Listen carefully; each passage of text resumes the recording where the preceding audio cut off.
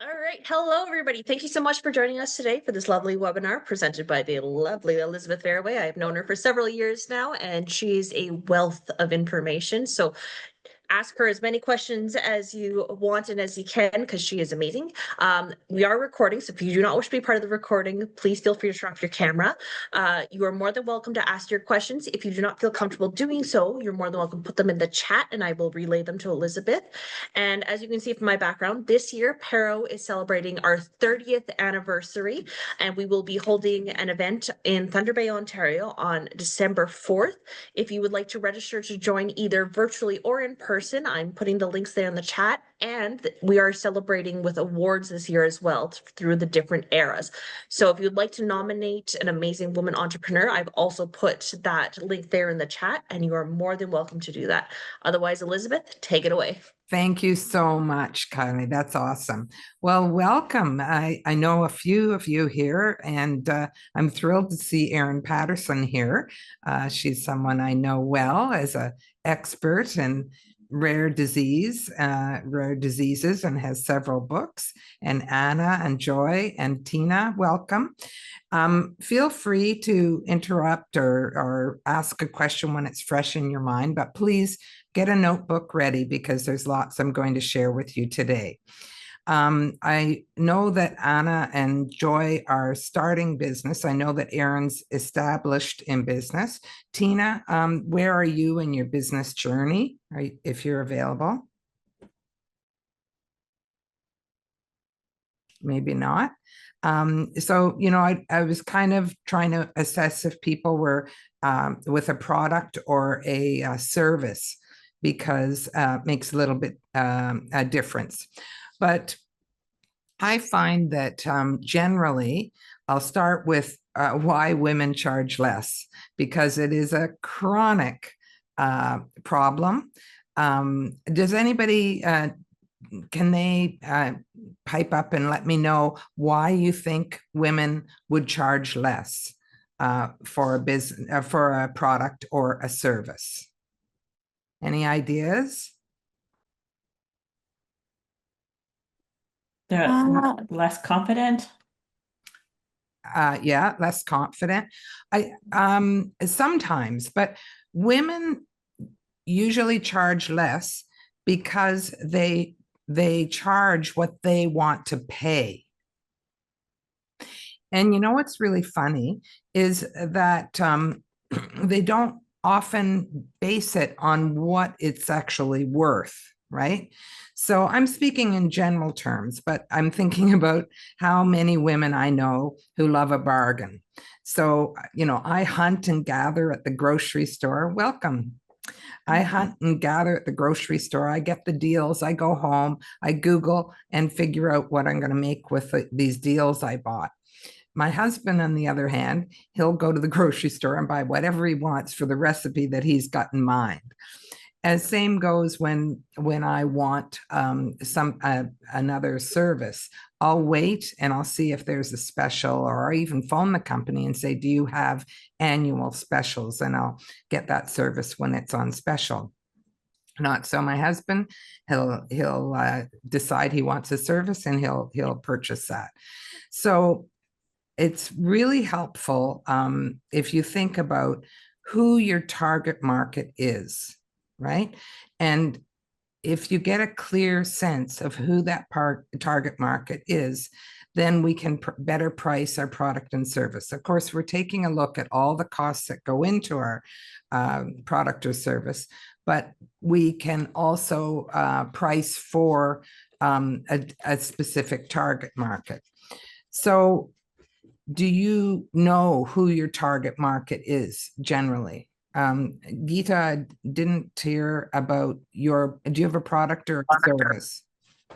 Hi, everyone. So thank you. Yes, we actually are in the very starting phase, and I am just checking everything to set everything. Like, it's not clear to me. I am just thinking about our potential vendors, not vendors, clients. And so I think uh, we can reach out to many different groups, but since What we is are your product or so service? yeah, we are very it's very professional. It's about early intervention for deaf and hard of hearing children, trainings, webinars, and resources. So we should think about parents, but since parents cannot pay for it, it's something else. We should work with organizations that give us the budget to present for parents or the professionals themselves. So I am thinking which group should be our first target, and we start with them. Okay, yes. And so, you'll get a better sense as you go along about who you're going to sell to. But it does sound like you might have some um, a professional target market and then a parent target market, right? And Yes. they may like different things as well as similar workshops. Now I see that Tina shops like my husband. She says she knows what she wants to get 9 times out of 10, and she sticks to buying what she has in mind. That's great. And Aaron as well. So there you go. Oh. So there's some people who shop that way and some people who don't. In my family, it's very distinct. And Tina is thinking of repricing her service packages. That's great. And we'll talk about that. I don't know what Moira is doing, but anyway, we can jump right in. So we buy on emotion. Oh, sorry, Aaron, you have your hand up. I was saw just that. trying to say that I have a product and a service. That's right. Yeah, I have a speaking service, but I also publish books, so that's a different product. So it gets confusing sometimes. Yes, no, I remember that. And I think I'm just going to generally say product or service. People are sort of all over the map. So, but you can ask specific questions. So we buy on emotion and we justify it by logic. And that's why it's really important when we have a product or service to think about what the benefits of our product are, right? I mean, I was thinking about it like if I talk about a little booklet, right? A book where I can write things in. I could say, oh, this is a little black book that you could have, da da da da da da. But you could brand it saying, oh, you can write your goals and dreams in here, and if you do that, you'll be even more likely to achieve your goals and dreams. So, of course, the value has gone up in this little book with a different title on the cover. So you have to think about how the benefits, how it benefits your customer, and rather than just saying this is what my product and service is, right? And so you can Google features and benefits of X, the supplements, for instance, Anna. Google what are the features and benefits, and then you can kind of massage it for yourself so that you have really great value to give when you have your 30-second infomercial. Very early on in my consulting business, I called myself Office Mentors. I time balance for entrepreneurs. So I wouldn't talk about all that. I would just say, who wants to take next Friday off? Put your hand up. And then I'd say, I want to talk to you because I can show you how to save time so you can take next Friday off. And so that really piqued their interest in working with me, right? Rather than going through all the features of the work that I was doing. So, and how can you make your prospects' life easier? Think about that. I forget who it was now. Geeta, I think, Guita, with your product around help, or your service and product helping parents of deaf children. I mean, there's no better, to me, and no better way than to think about how it makes their lives easier and talk about that. But once you define who your target market is, you can certainly add to that. You can like add another target market, but it's really good if you do your marketing messages for one target market at a time, and then you focus on being in front of that target market, right? Once you have those messages ready. So, and also be very aware if your product or service meets a need or a want, because that whole we're buying on emotion justified by logic. If it's a need, we need to get it anyway, right? Basic need. So who are we going to buy from? But if it's a want, you know, we don't really need to buy it. So we have to, you know, we have to really be more skilled when it's a want. Now, on one of the supplements that I take, I was astounded. On the box, it said, you will feel better in 30 days, or you get a full money back. And I was just astounded. But of course, by the time I was finished 30 days of that supplement, I'd totally forgotten about that promise, right? So Yeah. it's kind of funny that sometimes we can offer big claims and then people totally forget all about it, right? So for the people who are just starting their businesses, you want to take a look at your hard costs, right? For how much you pay for your product and how much time it takes to run your business. And the marketing and administration at the beginning is really high. So for a service, I always say to take a look at thirds, right? You've got a third of your time is marketing to find the prospect that you need to talk to. A third of your time is actually with the presentation or the work that you do with that client. Erin, you're doing the presentations. And a third of your time is taken up with the administration, doing your taxes, you know, billing people, collecting, all that stuff. So if you have a service and you want to make $50 an hour, you really need to charge $150, because you're only making a third of your money when you're actually working with a client. And from my experience, if you have a service-based business, you can only work, it feels like, unless you're doing full day work, if you're doing hourly or presentations as Erin is, or Guita would be doing, you can only really be face-to-face with your clients for about 20 hours a week, 15 hours a week, because it just, you have to do all those other things in your business, right? So if you're doing a product, like I was working with a client who had a candle making business, and she was very careful to take all those hard costs into account, but she didn't take her time into account. So her time in making the candles, physically making the candles, or going to the post office to get you know, the supplies, that sort of thing, she didn't take that into account. So then when she went to expand her business and she had to hire somebody, then all of a sudden, woo, you know, the candle became much more expensive. So when you're starting out, sometimes it's not feasible to charge for everything, but at least charge for the things that you know that you'll hire somebody to do.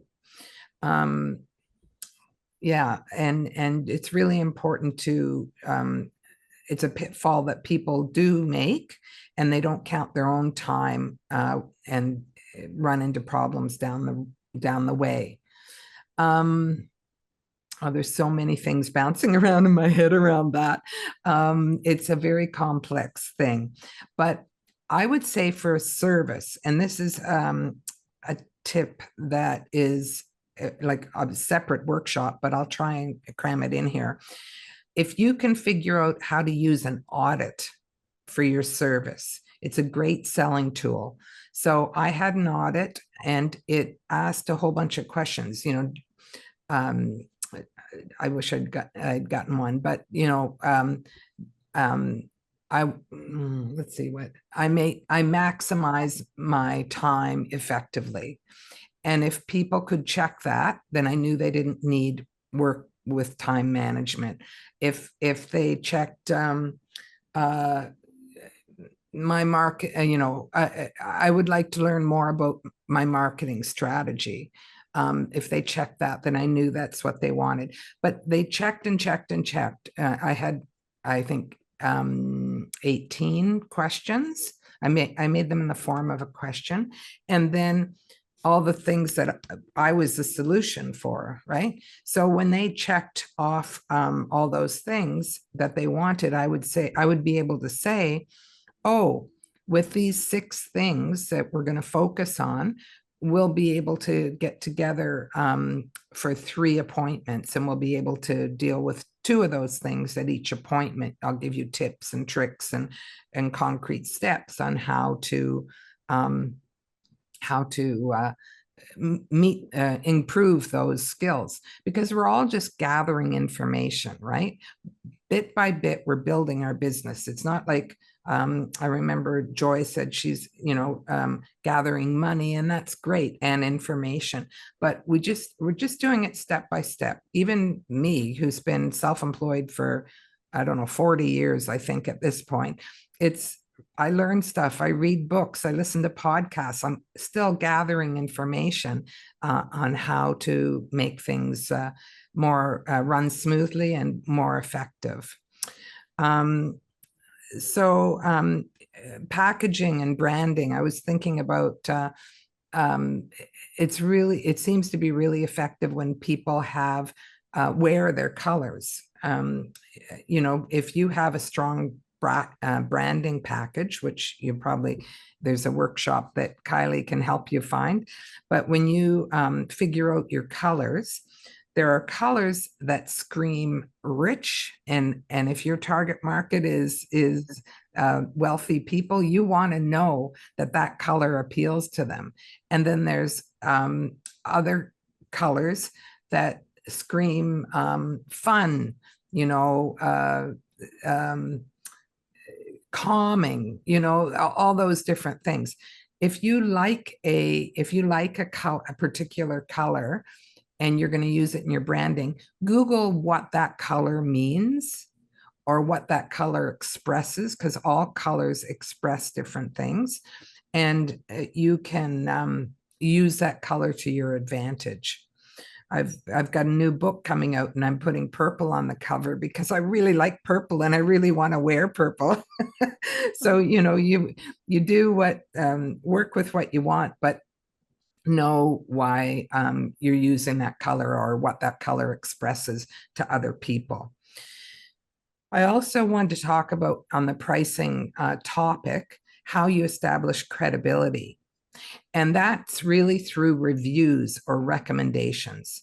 So getting 5-star reviews on Google or Amazon, that sort of thing, ask for them from friends or family. LinkedIn recommendations are golden. When somebody's raving about your product or your service, ask them if they could do a review or a recommendation. And if you have a bricks and mortar store, or you're at a trade show table, you can prepare a QR code that would take them right to whatever place you want. You could have a QR code for LinkedIn and a QR code for Google reviews. And then when you're talking to them, because at a trade show or at a bricks and mortar, you always see, or you often see, not always, but you often see people and then you can say, could you write a review for me right now? Just use this QR code. And get testimonials. Aaron actually read my book and wrote a testimonial for my new book, which I'm very grateful for. But get testimonials for your website or social media, and you need to ask for them. People don't automatically think, oh, they say, oh, I just love what you do. But they don't think, oh, I should write a testimonial so that you can let other people know how great you are, right? It's not self-motivated. It's motivated because they like you, right? And we do business with people we know, like, and trust. So we really need to build that credibility, and reviews and recommendations are one of them. Now, if you ask somebody, you'll know if you ask somebody when they're talking about how helpful your product or service was, if you ask them, could you write a review? They'll either go, a review? What do you mean? Oh, I guess I could. Or, oh, yes, I would like to write a review. And if they don't do it, I follow up and I say, hey, I know you were really excited about writing that review. Would you be able to do that? And I would put a link to whatever review I wanted them to do. And then I'd say, if you have trouble getting started, I could draft something and you can massage it. It's amazing. They're like so relieved, right? Because they know what you did for them, but they just don't know how to put it into words. So you put it into words, you send it to them, they massage it and bring it back. It takes guts to build a business.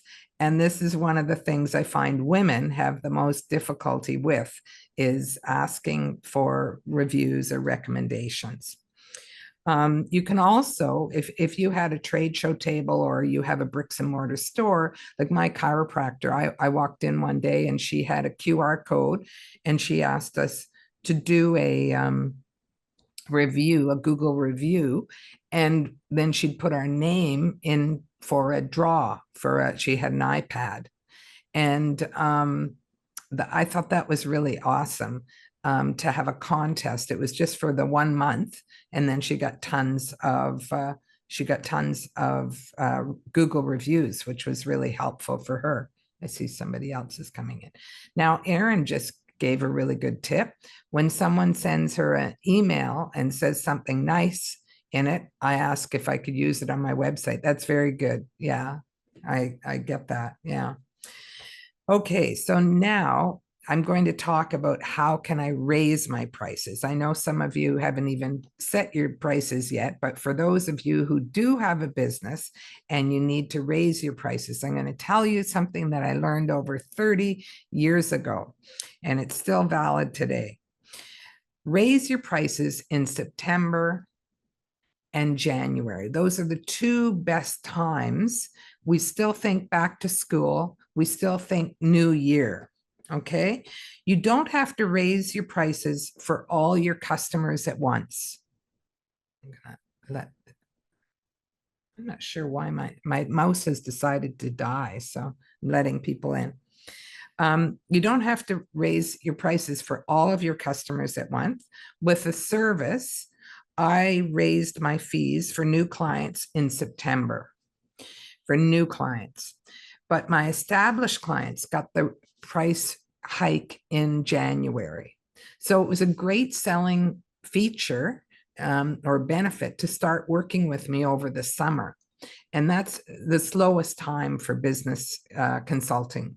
And so I would say to people, oh, you know, my prices are going up in September, but if you start this month, you'll get the benefit of having the price freeze until January. And I closed a lot of business with that little tip. But everybody loves a deal. Most people love a deal. And they respond to having a price freeze for a little bit, especially with a service. Now, I'm going to take some questions and then we're going to practice selling. We're going to have a mock sales conversation. So are there any questions about pricing your product specific to your scenario. A couple people joined in a bit late, so please ask your questions, and I'll do my best. Yes, Aaron, go Oh, ahead. well, I just started charging for my public speaking career because before I was building up enough practice. So it's hard to find out what even a starting point is in terms of what do people charge for public Oh, speaking. wow, that's a great question. And I have had a lot of experience with public speaking, and I find that it's all over the map. So one time in particular, I was called, I had done a presentation. I was called by an organization, quite a big one, that was doing a youth conference, and they wanted me to do 3 presentations in one afternoon. It was 3 half-hour, I think, presentations in one afternoon. And I was stymied, right? What to charge them. And I said, I knew they were having quite a few people. And I said, so what's your budget? What are the other speakers charging? And she said, oh, $800. And so I thought, okay, $800 for an afternoon, I'll do that. And then she said, oh, so that would be, and it was $800 a presentation, right? And I was like, oh, okay, yeah, thank you so much. And she said, just send your contract. And so I was able to do that. And I just laughed because I got off the phone and said, yay, I just made this money. And my son and my husband and I all sort of planned what we needed wanted to buy with that money. So it was gone like that. But the presentations were very easy to do. So yeah, that's I think it's specific to different industries. I mean, one time I did a presentation to accountants on time management in the morning, and I charged, like, I think it was $800 for an hour presentation. But then in the afternoon, I presented to a national radio chain, to their creatives about time management. It was so interesting to have build completely different presentations for these 2 target markets. But I charged $2,000 to the radio station, so there's a lot of feeling your way around that. And those prices are very outdated, Aaron, pre-pandemic. But with the benefit with you is that you can ask if they want to buy a book for each person in the audience, if you're talking to associations and that sort of thing, because that's a different budget line. Mm-hmm. And they often will buy a book for most of the audience, and it's a different budget line, and you can do a lot better. I see that Alexa said, completely agree on the fact that it's all over the map when it comes to public speaking, started to ask for their budget and then relied on my competitor pricing. Yeah. I guess the question would be how to still sound professional when you're trying to suss it out on a call with somebody, saying what budget do you typically have in mind without selling yourself short Uh-huh. Yeah. or pricing yourself out. Yes. I don't know. That's so tough. I think honestly, you just have to ask them what their budget is, and then try to upsell them with a book offer. But I have not run into somebody trying to downplay me. Sometimes they've set a budget like, $200 when I start at 5, right?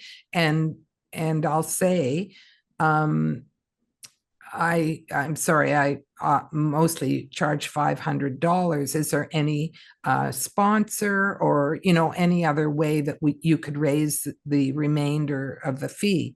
Of course, if it's an organization I want to invest in, like Pero, I'll take what they offer me because I'm invested in the success of women in business. But Yeah. Alexa says it's really tough. It feels like we're selling tomatoes at the market sometimes. Um, as your reputation grows, you'll be, the in-demand person, and you can start, of course, increasing that fee.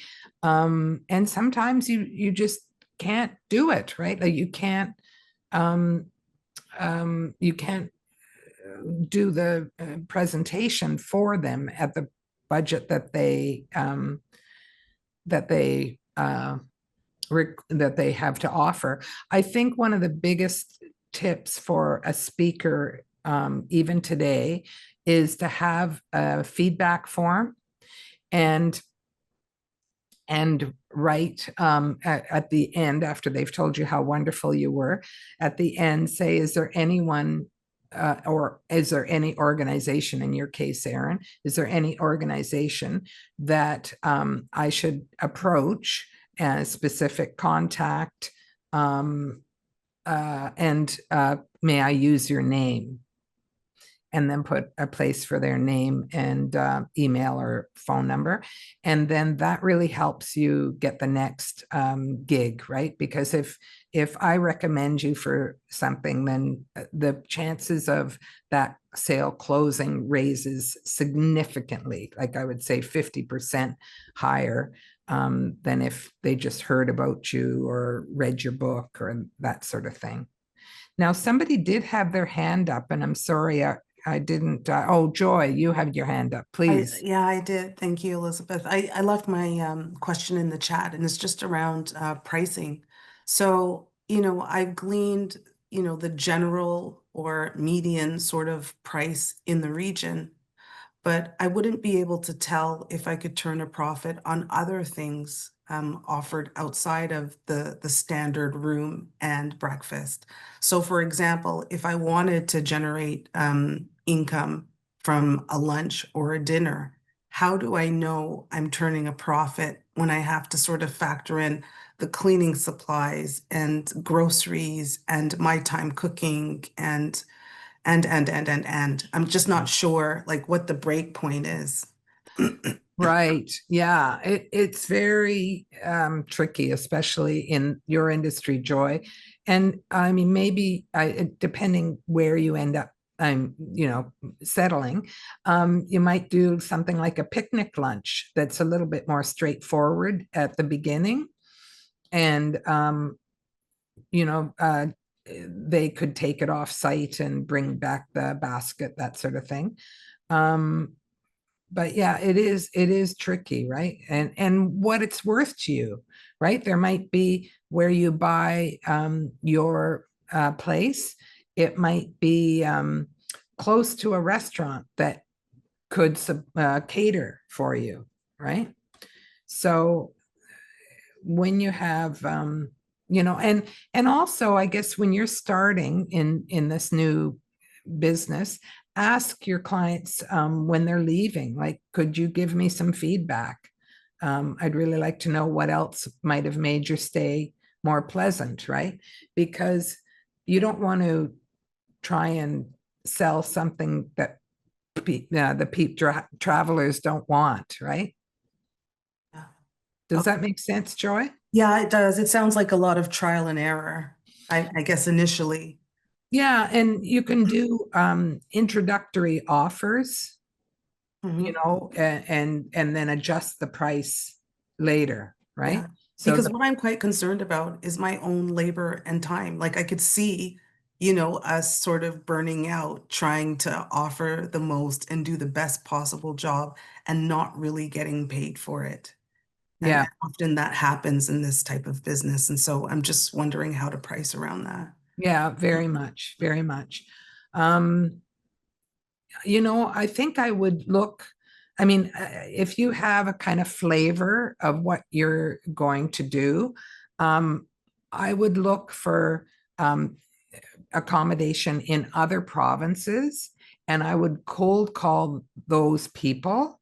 And I would say, I'm thinking of opening something in Nova Scotia, and I'd like to hear about your experience meeting these people, and call it an information interview. people will open up and tell you, you know what, we tried this, but it didn't work. And it's not to say guaranteed that it'll be the same for you, but at least you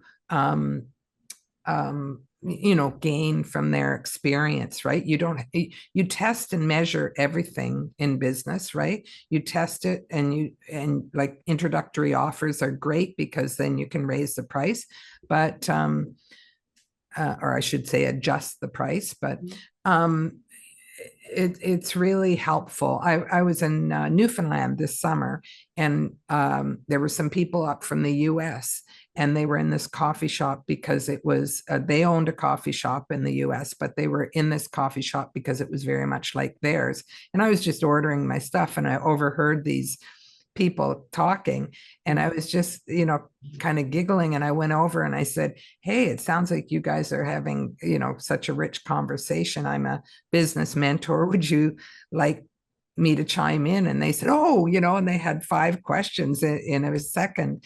But turn to other businesses in other provinces and learn from their experience. Thank you. Okay. Anybody else have a question?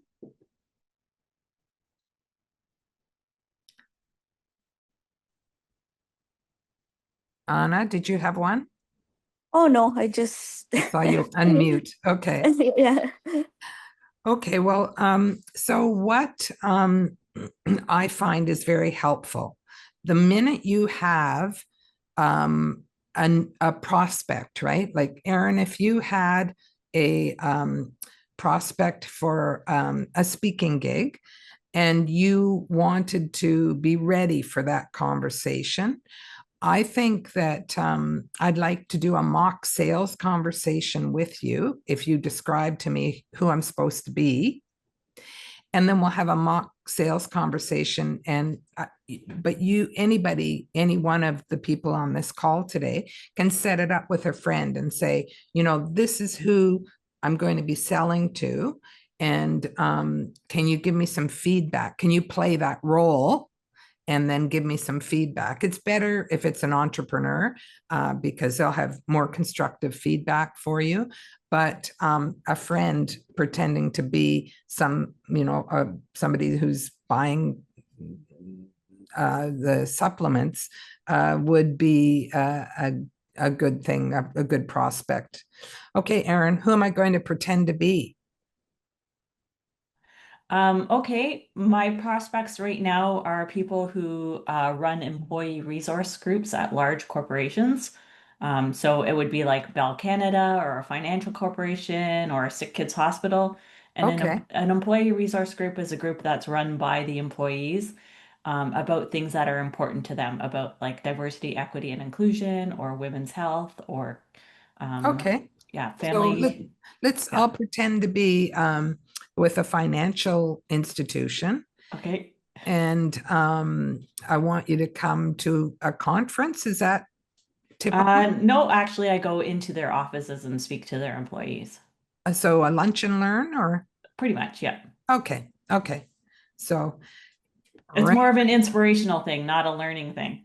Okay. Well, so when would you typically do it? Over the lunch hour or I after? haven't done them yet. I just know that that's a market where speakers can be hired. So that's who I've been reaching out to Okay. recently. Okay. Yeah. So it's new for me. Ooh, you know what would be a good prospect actually for you? I think that you should write down teachers when they have their PA days. Uh-huh. They have a good budget for that, or Oh, okay. I don't know, maybe they're looking at all the cuts, or they're looking at cutting budgets in the school boards now, but that used to be a really good budget place. But yeah, because I know lunch and learns are with people working at home and what have you have been less, but online you could do one. Mhm. So let's pretend it's an online presentation for a Mhm. financial institution, and you'd like to do like a series of them. Usually it's just a one-time thing, Oh, but is it? Okay, let's do a one-time thing. Let's do okay. Okay.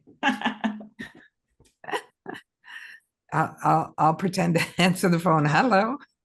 Oh, so you just want me to pretend like I'm cold calling you, or? Yeah, yeah.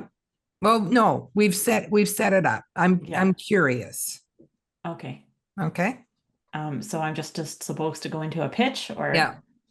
I mean, usually I chit chat with people beforehand and just Yeah, for sure. Do the make them chit feel chat. comfortable. That's important. The questions. Yeah. Chit chat. Yeah. Yeah. Yeah, well, thank you for taking this call with me. I'm really interested in coming into your offices or doing a virtual presentation to your diversity, equity, and inclusion group. I'm from the rare disease community and a caregiver for my dad who's living with Huntington's disease. Okay. And when I share my stories about what it's like to be a caregiver and the mental health impacts, it really inspires other people within the organization to set goals for themselves, really live life to the fullest, and um, it really helps for other people to see that I have gone through those things and I'm still standing. Because everybody in life is going through something. So by having me come into your office, you're saying, hey, we're all going through stuff and that's okay. We're here for each other. So that's why I would really like to come to your office. Okay. Cool. And how long would your presentation be, Aaron? I'm usually there for the entire hour. The format of the presentation can be up to you. Sometimes I speak for 30 to 40 minutes and then we have 15 minutes of questions. And I don't take off right away as well because sometimes people like to hang back and ask questions in private. So I always stick around for about a half an hour after. Other times we do a quick 10-minute presentation and then have a fireside chat, which would be a back and forth question and answer with you. That tends to be a little more informal and a little bit more approachable for people. So I tend to like doing those a lot as well. Okay. Okay. And how much do you charge for this? Do you have any budget range in mind for bringing in speakers? Yeah, actually, we did this last year, and I'd say we paid in the 800 to $1,000 range. Well, typically my rates start at about 3,500 to 5,000. Okay. But I'm willing to work within your budget, or maybe there's some sponsorship that you could get for the presentation. But that's definitely something that we could circle back to. Hmm. Well, I know that you have a book, right? Yes. Yep. Yeah, Yep. So if you're interested in purchasing some books so that all of the participants can have something to walk away with, that is great. I have 4 different books about different topics. So we could pick one that would be most resonating with the staff at your organization. So then they could go home and read about other inspiring stories in those books. okay. And how much are your books? The books sell online for $24.99, but for presentations like this, usually give a bulk discount of $20 a book. Oh, wow. That's great. Thanks. So I could order like 20 books hmm and Yeah, and and yeah, yeah, I could bring them with me to the event or ship them to you ahead of time. right. Okay. Okay. Well, yeah, I guess if because my budget constraint is 1,000 and we buy 20 books, would you be willing to do that with us? Yeah, as long as the date and time work. Is there a specific time Yeah. that you were thinking of having it? Okay, cool. We'll Okay. wrap it up. Okay. Aaron, you did a great job. There's two constructive things that I can say. Like, that may well um, uh, close your sale, but I would say think more about the benefits to the employees, right? Or Okay. the benefits to the company. So think like, you were saying what you bring to the table, but Sure. say, imagine your employee, normalizing that your employees could talk about, caring for their parents, something that, I mean, a HR person is trying to help the employees, right? Also asking a question early on, how many people do you anticipate this being, like, even if it's kind of not a nonsense question, but just a question to get their brain in the game rather than thinking about what's next after our call, right? Also just saying, a presentation would be up to 60 minutes rather than the details. But it's really hit and miss. I always at the end of a sales call, I write a quadrant. You know what I mean? I'll just, in case somebody else doesn't, I just go like this on a piece of paper, and I do what things went well that were within my control, what things didn't go well that were within my control, and then I write down here what didn't go well that was outside of my control, and what didn't go well that was inside my control, right? Just the four different things. What was it within my control? What was not within my control? And then what went well and what didn't go well, so that I can think, oh, did I ask a question early on, or did I, go too far with the detailed information? Because I know you're a technical thinker, and you've got to step back and come up with the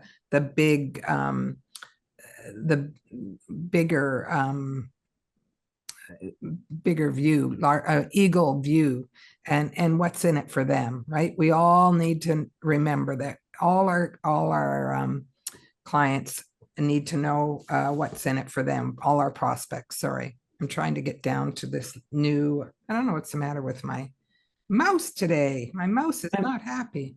What's the purpose? What's your reasoning behind asking them a question earlier?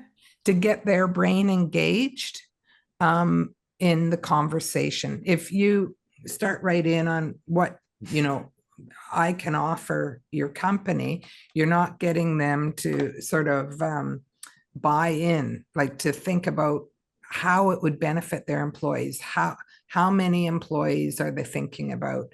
Especially when you know that it's how many employees, like if they say, oh, there's going to be 100 people online, then you can say your 3,500 is, that's about $35 a employee, right? It's not always appropriate to do that, but it sometimes is. Would you invest $35 in each employee to look at this? So yeah, it's really, that's really great. And I would just test and measure as you go along. Can somebody read the new comment, because I can't get my computer to go down to it. So said, love that you mentioned the sponsorship. Elizabeth, what's your take on charging per hour versus per engagement, specifically for speaking engagement or our workshops? Right. Okay. Great question. Oh my gosh. Now I've got to give a plug for CAPS, the Canadian Association of Professional Speakers. There's chapters all over Toronto, all over Canada, but there's the one in Toronto I was a member of for a decade. And they would, highly discourage you from charging by the hour. Some speakers, they will charge 5,000. It doesn't matter if it's a half day or the keynote talk, right? They're charging the same price, or 10,000 for a day. And they'll say, I can do a workshop in the morning and the keynote at night, that, or whatever.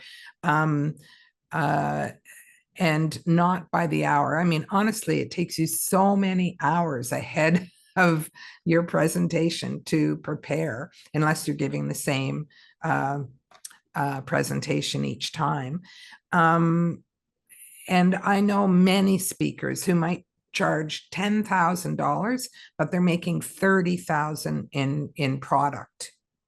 So if you're a speaker, consider like a tip sheet. That might be a good idea for you, Aaron. Just laminated tip sheet for caregivers, and you can bundle it in with your books and that sort of thing. But they are often making much more at the back of the room than they are up at the front.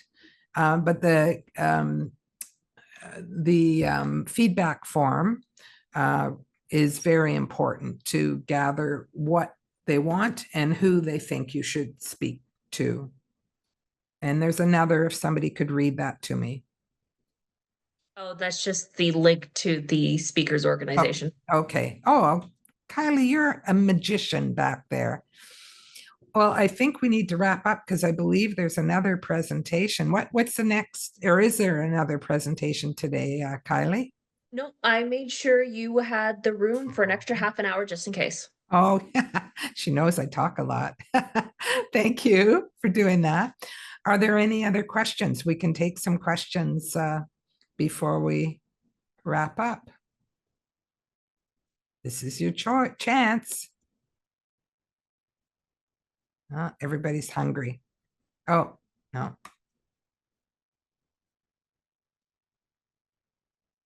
Okay, well, if there's no more questions, I really enjoyed being with you here today, and I hope that you took away a tip or two. Now, one thing I'll say, if you have an action piece that you want to do, please write it out on a piece of paper or on your mirror or whatever, and put it publicly, put it somewhere where you're going to see it, and your percentage of taking that action has increased significantly if you make it visible instead of in your notebook where it's going to drown a natural death. So thank you very much for your time and attention, and good luck in growing your business.